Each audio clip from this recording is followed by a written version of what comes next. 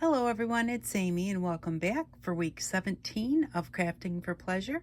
We are not making more scrap monsters, but I was making some scrap monster stickers this morning. And as I was making them, I just love to make them. I love the little Bubbie dolls. They're my favorite. And I just was thinking, I really like making these. These are stickers, but I thought, I started making these back when I really was not working with fabric. I didn't care to work with fabric. And so I made quilted paper. I made paper that looked, stitched. It looked like it was a little quilt, except it was paper.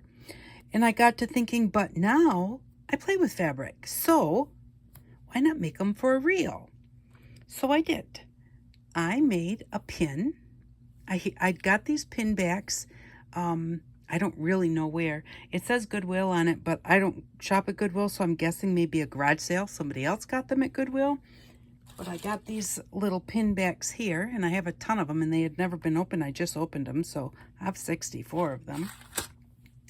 And I thought, I am going to make one, and I'm going to make it out of real fabric. So here is my little scrap Bubbie doll pin. And I had a really good time making her. I gave her a little birthmark here because this fabric, I'm using the back side of the fabric, but there was one spot here where the flowers were showing through. And so I covered it up. I gave her a little gold birthmark, but so on the back now, I do have one little spot here, but I even covered the back other than the blanket stitch that I did at the very end. So they're very fun to make. They're very easy to make. And there's something where you can kind of get them ready to go and then just take them to your chair and just mess with them whenever you feel like it. So I even gave her a little bit of hair there. I did a fly stitch, and then I did some lazy daisy stitches, just some straight stitches for her hair. Looks like it's a little bit fuzzy, so hopefully you can see that. And then I did stitch on the face. I did the stitches on the face prior to sewing her down, and then I sewed her down this halfway by putting her hair on, and then I just actually put a little glue on her before I put her down. She's a pin, so she's not going to get washed or anything, so that will stay. And I also glued on her scarf, and then I just did regular straight stitches and seed stitches. I did a little bit of cross stitch here on the green. It kind of got covered up by the scarf, and like I said, the scarf was glued on. And then I did a blanket stitch that kind of blended in. It was variegated green, and so it doesn't stand out a lot, but it holds the whole thing together. But I did that at the very end after I put the backing on. Prior to that, you can see all the little stitches under the backing because I didn't know that the backing would be see-through, but that doesn't matter. It's a pin. So I'm going to show you how I did this. It was really simple. And again, this is just something that you can make different ways. You don't have to do it the way that I show you.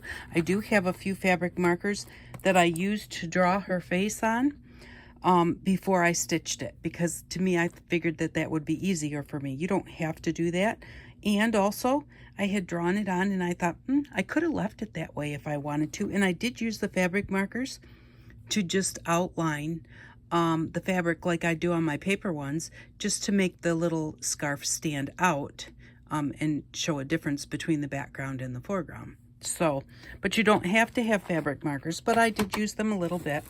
And then I have this fusible non-woven interfacing. So the interfacing is only sticky on one side. There are different things that are sticky on both sides. I don't know if that would really be that handy or not, but the last time that we did something with this, I don't even remember what it was, I kept all the little bits and pieces, which works perfectly because this piece right here will work perfect to make a little Bubbie doll. So I am just going to put this away.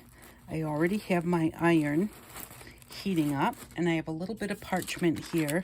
I won't need parchment for this time because we're going to cover this with fabric. Now when you use this, one side feels bumpy. That's the side that has the glue on it, the glue that melts. The other side is pretty smooth. So the smooth side is the side that that is not going to stick to your fabric. So you want the bumpy side up. And then I just have these. This is the pink that I used to make the face, and it was like one of these flowers you could kind of see through the front. So I just went ahead and gave her that little birthmark, but I'm just going to cut an oval face out of this pink, and I'm using the back side so that if any of those flowers are on there, they're not showing up as bright, so that they don't really distract from her face. But I didn't have a solid pink, so, and this one didn't have many flowers on it, so there we go. We've got a little bit right here, and by the time we put hair on there, that's not going to show anyway. So there's a little face for us. And then I'm just going to take this and I'm just going to cover it with different fabric scraps. I got this at, I believe that I got it at an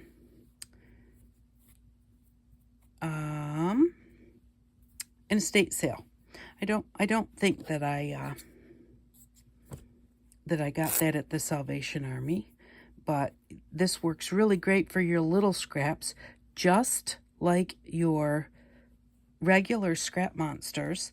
You want to kind of have small bits so that when you cut it apart, you've got all different colors. And I'm just like completely covering up the gluey side of this. That way I can iron over top of it and it won't matter. Now don't overlap too much, because wherever you overlap your fabrics, they're not going to glue to each other. These fabrics are going to glue. Once we iron it, it will glue right to this white part, but they won't glue to each other.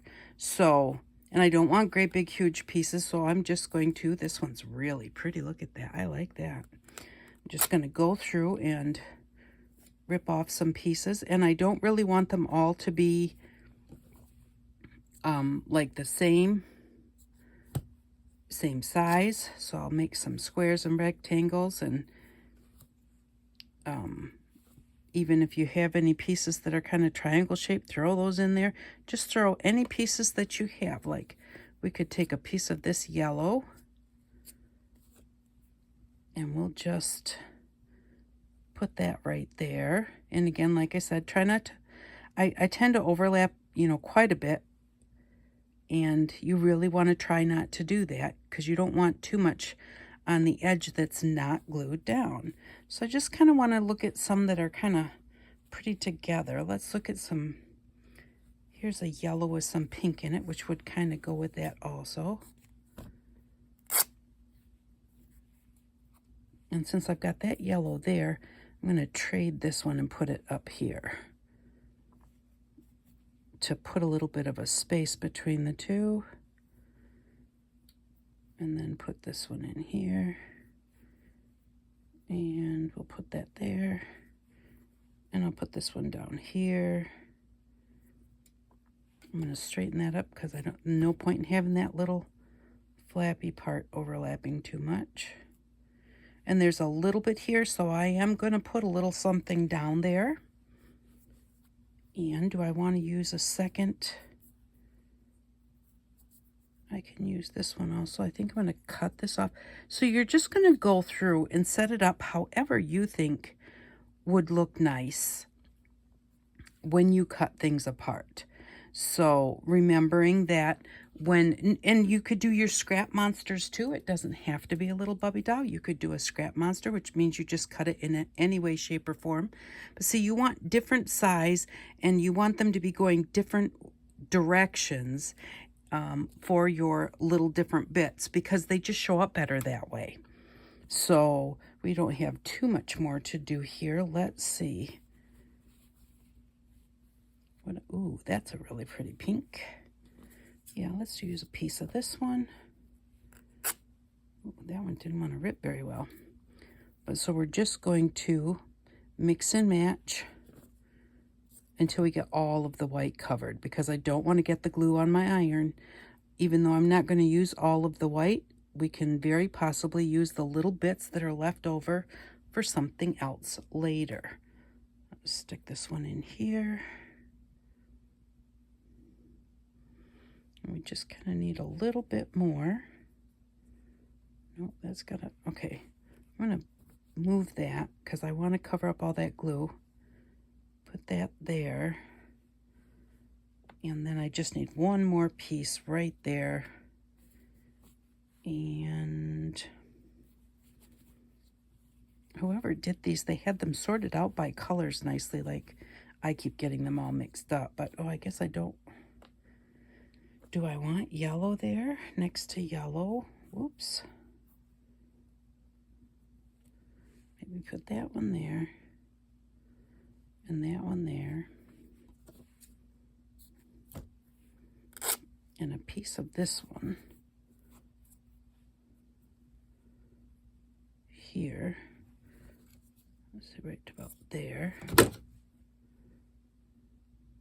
And I'm moving that way off of my white because I don't want a great big huge overlap of my fabric here. And that is one big thing that I found out when I was doing things like this even before was,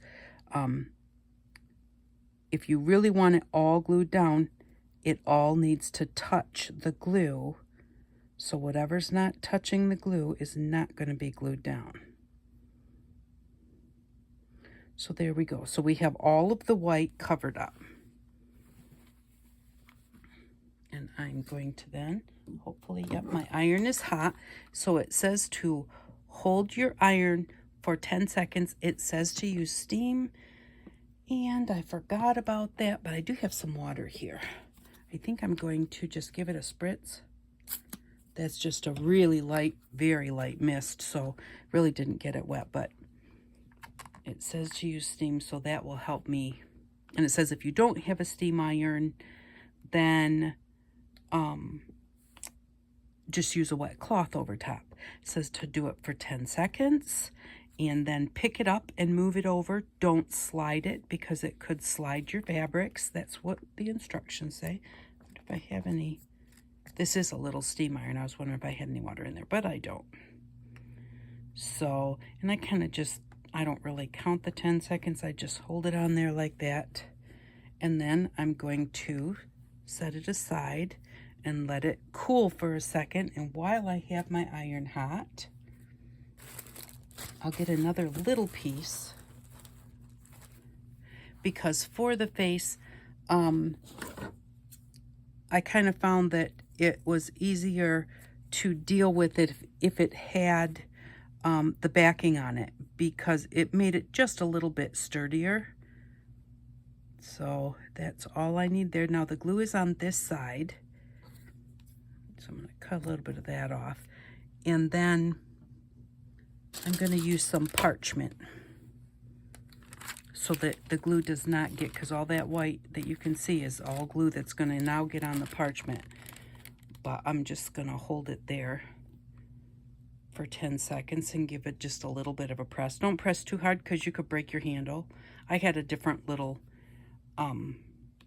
iron. It was a really old, like vintage iron, but it was small, and I always pushed really hard on it, and one day the handle just snapped. So always be careful about that. See, now glued to my parchment just a little bit. Because it's parchment, it doesn't stick. So now we're going to let that cool because it can peel up easily until it's cool. Then it says to check and see if it is adhered well. So like this one, I can like pull on that and it is stuck. It's not going anywhere. But see how that sticks up like that? That's what I was talking about because it's overlapped there. And that's why you don't want a bunch of overlapping because wherever it's overlapped, it is not stuck down. But it's stuck everywhere else, so that still works. And then you can either turn it over and cut it out, or I'm just going to go ahead. I'm going to unplug this. I always just cut my little Bubbie dolls I just cut them freehand. So, but if you think, oh, I don't want to do that, especially because you could waste your fabric if you really mess it up, and so you don't want to do it freehand, then just draw them until you get the shape that you like, and then go ahead and cut that out of cardboard or whatever, and then you can draw it on here and then cut it out. So it's totally up to you how you want to do it. But so I'm just going to start with, I'm going to say this is the bottom. So I make that a little bigger and then a little curve. And you can make these smaller too, you know, so that they're not like, this is kind of big for a pin maybe. So if you want it to be a little smaller, you can make them smaller. This is a magnet that I made, a little Bubbie doll magnet. But in that she's a bookmark. So you put her over your page and then it magnets together. But see, she's much smaller, might be a better pin size. So, you can make it any size that you want to make it. I'm making these ones kind of this size just so that it was easier to see. And then so I just kind of eyeball it. And what I usually do too is I cut it once and then I go back and I trim it until I get it just the way I want it. Sometimes it works the first time, but not very often. And there we go. Actually, that one did not turn out too bad. And I also find that my my sides are different, coming at an angle like this, and then it's kind of like upside down. So if you turn it over and cut the same thing, sometimes that helps for them to be a little bit closer to the same shape, because you're making the same movement, doing it this way and then turning it over and doing it this way. Got a lump right there. So, but I'm happy with that. So I'm going to leave it just like that. But see, by putting all those colors in, how many different fabrics that you get, versus if you had made them all big pieces, you might get one or two colors and then you don't get the same effect of it being patchwork.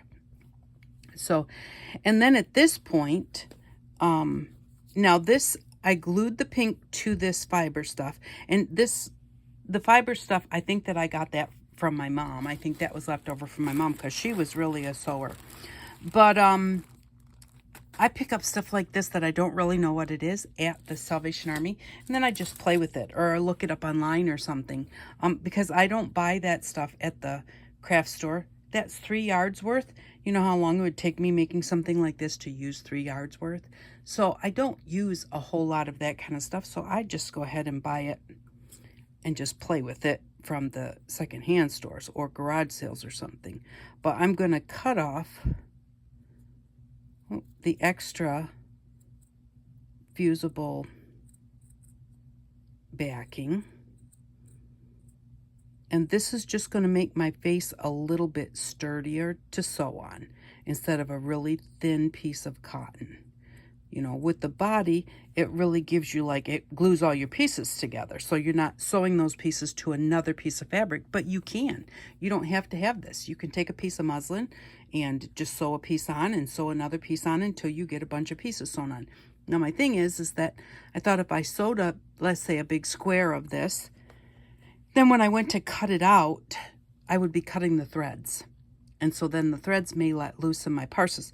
My pieces might come off, but you know, the only reason that I would sew them is just to hold them until I started doing the stitching. Like this one, I ironed the whole thing down, and then I actually stitched all the way around the edge with black, and then I stitched around each one of the different pieces of fabric all along the edges with the black. And then I went in and did little decorative stitches inside of there. So, I could take that off, but I'm going to leave it there because it kind of cuts that up a little bit, breaks it up. Okay, so then I'm going to see if my face is going to fit, because if not, I cut it down right now. And I think I'm going to cut it just a touch smaller. I think it's a little bit too tall. And so I'm going to cut it just a little bit smaller.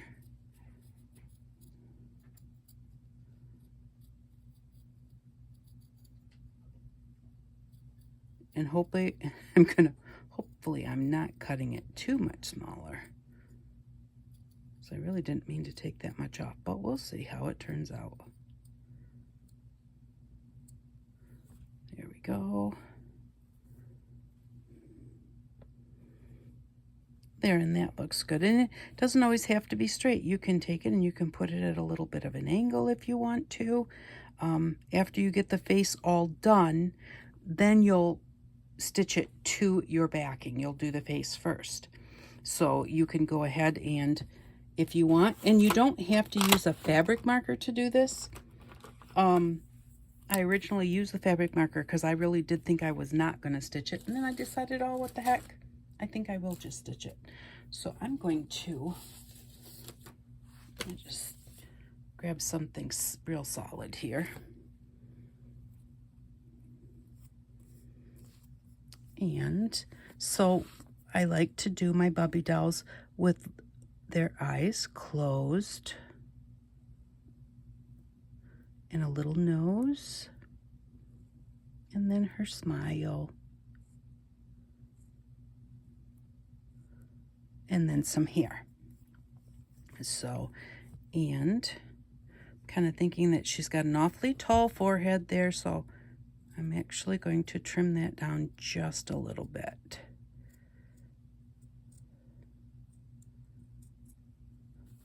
With the other one, I found that her face was very off-center, so I just took off. There was way more on this side than this side, so I took a little bit off. So there's nothing that you can't just adjust after the fact. So that's going to go right there. And to make it stand out, we'll wind up sewing around the edges with some other color, whether it be black or whatever color you wish to use. You could use a dark pink. You could use a pink that blends in if you want to. You can do it any which way that you feel like it. I used black on the first one on pretty much everything. Yeah, the only color that I used on this one was the blanket stitch around the edge, and that blended it so much you really can't see it unless you turn it over to look. But I wanted the black to stand out so that you could see that. But maybe on the next one, I would do maybe pink on here and, you know, tan on this one. But I kind of like my stitches to show up. So probably I wouldn't do that, but you can.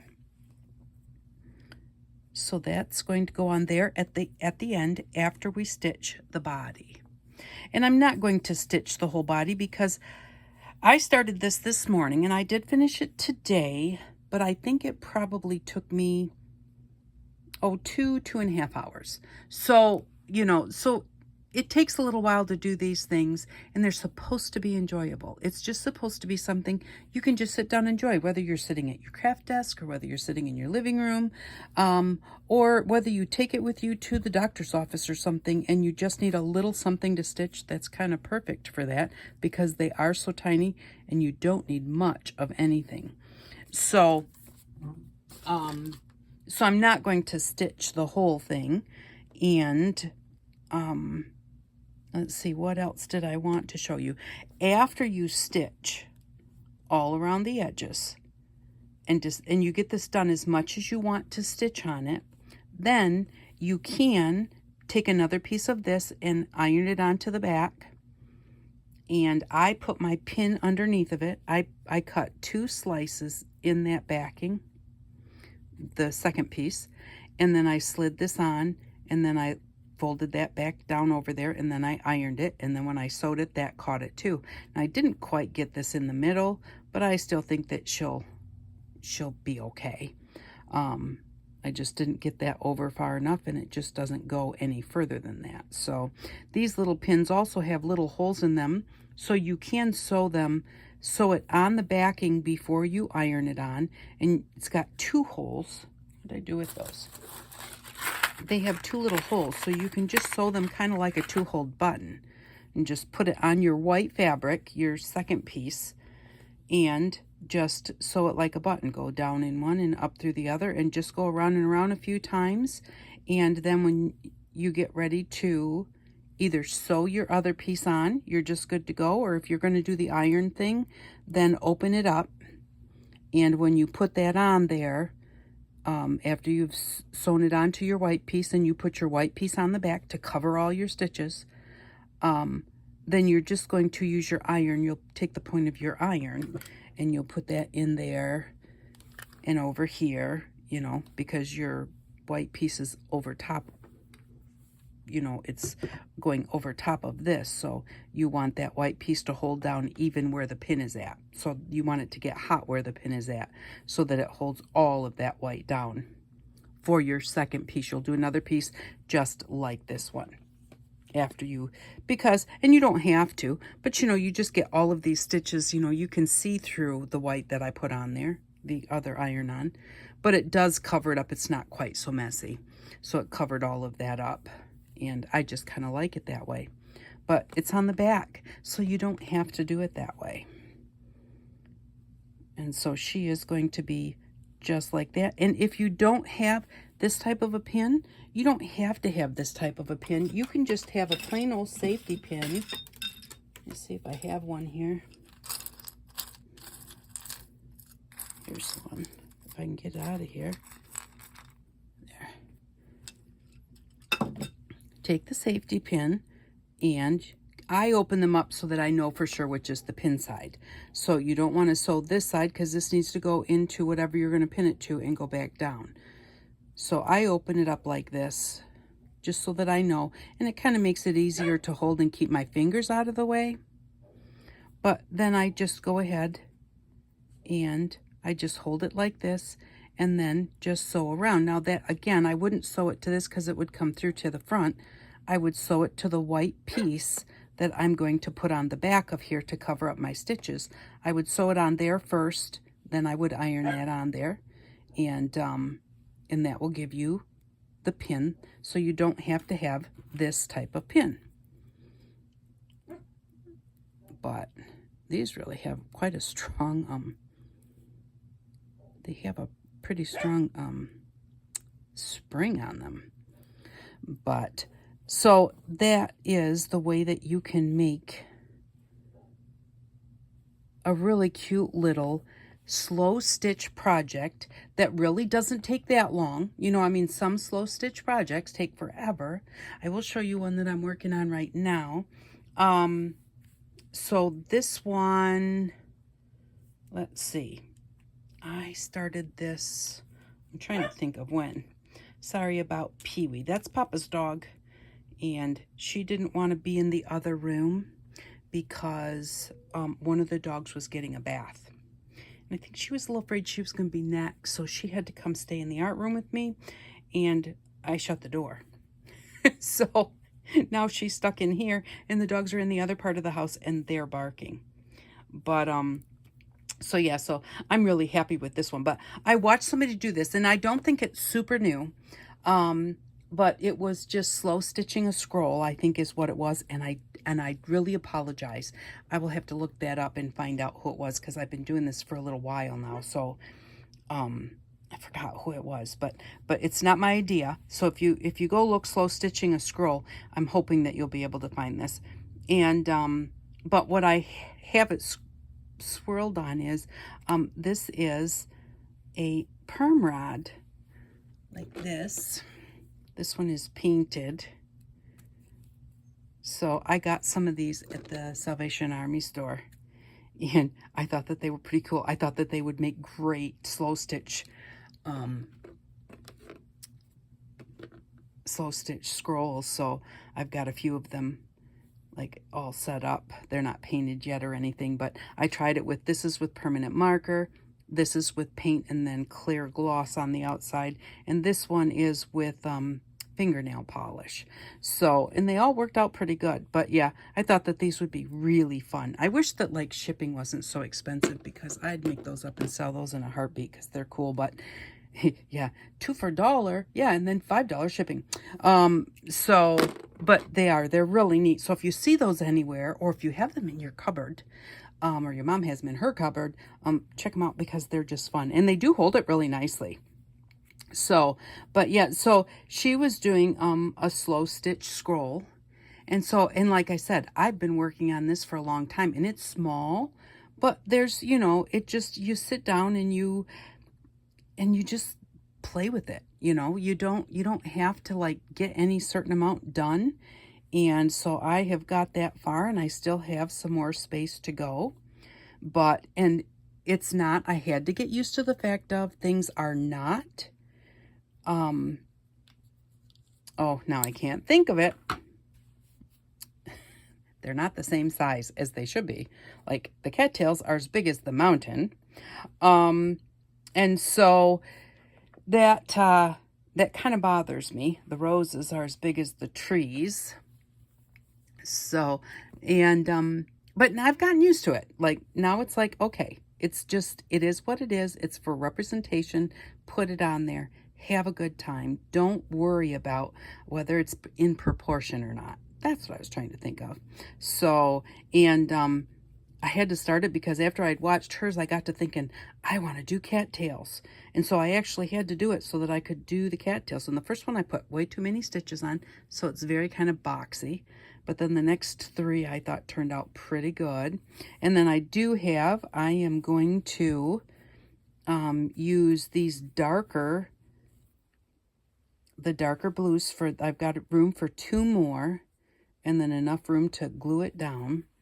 But I'm going to use these 2, and then I'm going to use some darker greens across the bottom. And I'm going to put some little like cross-stitch stars. And I'm going to do a moon by doing the weaving where you do like a 5-pronged X, I guess. And then you weave over and under, all the way around and around. So I'm going to do a moon, and I'm going to do some stars. And then, of course, there's more to do over here, but that will get me to the end of this part of the scroll. Now, I can always just add another piece to it and keep right on going, too. But, yeah, in this, I think that these are, I just thought that these were so cool. And I think that they're cool because they remind me of when I was little, and, my mom used to, like, do her own perm and everything, and so we had things like that in the cupboard, and it's always kind of fun to find things that remind you of when you were young. No matter how old you are, different things remind us of when we were young. But so yeah, so these nice little sewing projects, but like this is a small slow stitch project, like small in size, and yet it takes quite a while. Like I've worked on this, I probably have, I don't know how many hours I have into this, deciding on what fabrics and deciding on what was going to go where, and, getting myself used to the fact that things were not in proportion. But I've been working on it for quite a while now. And it's really fun, and I enjoy that. But it's kind of nice to start a project that you can finish. And like I said, this one I think took me maybe about 2 hours. It really did not take that long. And so, yeah, I really had fun making it. So I hope that if you make one, I am going to keep her and take her out in the other room. And I will just stitch her at a leisurely pace. And not sure whether I like to put pins on my jackets. I don't normally wear pins on clothes, but I think pins are cute on jackets. So, and I also like to put stuff on my purse, which is also fabric, so I could pin it to my purse too. But I think she turned out cute. And again, since I'm kind of getting into the fabric, I thought let's try and make something that I've been making for a long time out of paper, and let's make it out of fabric. So thank you very much for stopping by. I really do appreciate each and every one of you, and I hope that you all have an outstanding day. Bye-bye.